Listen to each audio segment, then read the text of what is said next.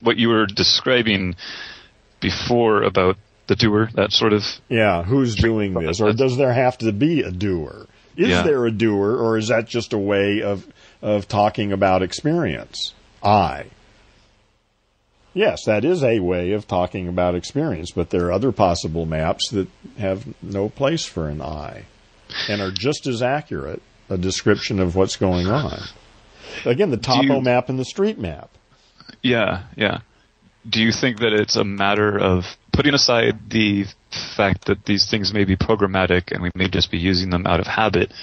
Do you think that I don't think we're using them. That's the whole point. We're being used by them. We are not in a position to use them. Okay. I don't know how to. How would I? You can't say utilize? It. You can't. No, you can't actually say it. So that's the thing. This whole thing about non-duality and all this shit is you actually can't say it. Not in English. Not in 2011. So when you speak, you don't consider yourself. I don't speak. Utilizing language? No, I don't speak. I'm not speaking now. You're listening to my language machine. This is how my language machine responds to your language machine. And there isn't time for me to sit here and think, well, that's very clever what he just said. In the next sentence, I'm going to use this word, this word, this word, and this word. And I'm going to emphasize this word here. And so I got to get my lungs going just right so this word will be high and loud. There's no way in hell, and manage all of the tongue movements and larynx and all that shit. Right. There's no way to do that consciously. This is happening. This is being generated by my language machine, and I'm sort of along for the ride, and it's almost as interesting for me to hear it as it is for you. No, or maybe the other way around, maybe. But those all seem like physical aspects to me. Yes. What else is there? Yeah, I wasn't talking about the subconscious and the biological aspects of it. I'm talking about we use language to express our thoughts. No, I mean, you're saying we use language to express and that's what I'm calling into question. I'm saying, yes, I understand that statement. We use language to express our thoughts. And what I'm saying is that's what a language machine is programmed to say in English. That's the only way it can say things like that in English. And we do it. See, like I say, who is using the language machine? Is there, an operator? That's that old homunculus thing. There's got to be somebody inside who's running the show. There isn't anybody running any show. The whole thing, the whole universe is a single interpenetrating system. Mm-hmm. And I is whatever the hell you say it is. But what's going on is all going on. And we've learned here on Earth in 2010 or 11 to talk about I and me. I'm in here and you're in there.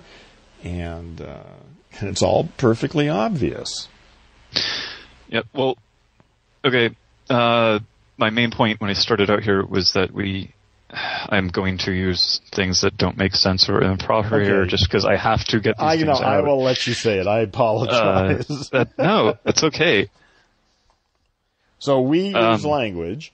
We use language because it's what we know of right now that is the most succinct way of expressing thoughts, ideas, emotions. It's it may be the only thing that we know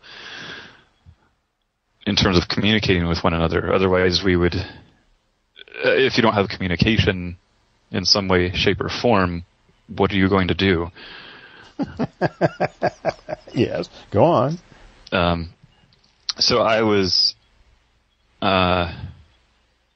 wondering if you think that it's even if our language machine is programmed badly, like what would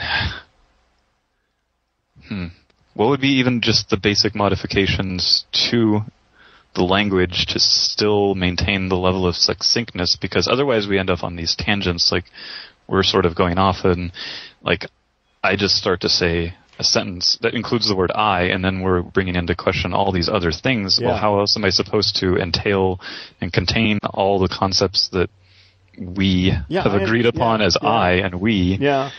You know, there's all these definitions and thrusts behind these words. I know exactly what you're saying. It's a bitch. You're right. But you've heard my rap on electricity in 1800. Scientists who were studying electricity in 1800, the job they first had was to organize their language. They had nothing but old, folk wisdom about magic and rubbing shit together and sparks and hair and, they didn't know shit. And they had to start all over and invent new language and new ways of talking to begin to make sense of that new thing that somebody called electricity. And here we are now. But it was a messy job in the beginning and tedious, and it didn't pay off for more than 100 years, really.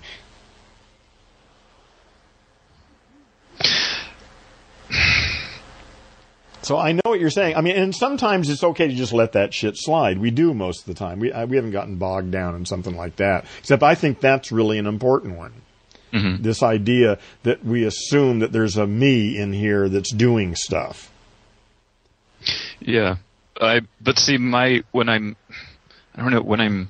talking, I'm not considering those things, not because I don't consider them important, but I realize that I can't. No, I understand. I say that tangled. I use the word I all the time myself. Yeah. So that's a bad one to get bogged down in, really. Well, what else are we supposed to use? Like some lengthy sentence? No, you can use your name, for one thing. I'm supposed to talk in the third person? Yeah, that's one way to get around it. Heron does all sorts of stupid things, including using himself in the third person.